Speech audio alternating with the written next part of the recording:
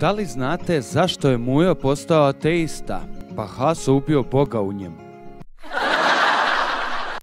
Crtani vicevi. Perica. Razlika između žene i muškarca.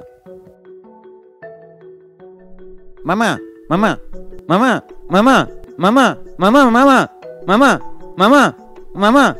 Šta je, sine? Kakva je razlika između muškarca i žene? Jao, sine, kud me nađeš? Malan si za to. Idi pitaj tatu. Mama, mama, mama, mama, mama, mama, mama, mama, mama, mama, mama. Šta je sad opet? Ništa.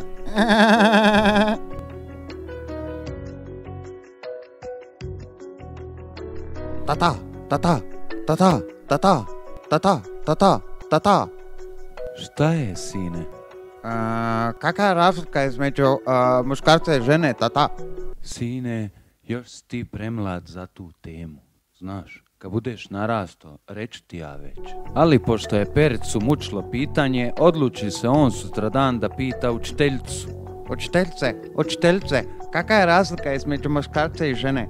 Da li mi vi to možete reći, pošto moji roditelji neće da mi kažu?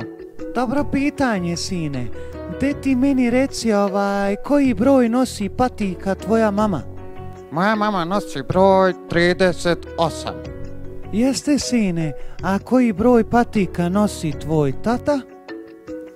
Moj tata nosi 45 broj patika.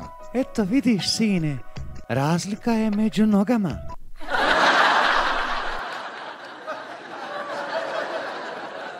Bacite like, subscribe i hvala na podršci.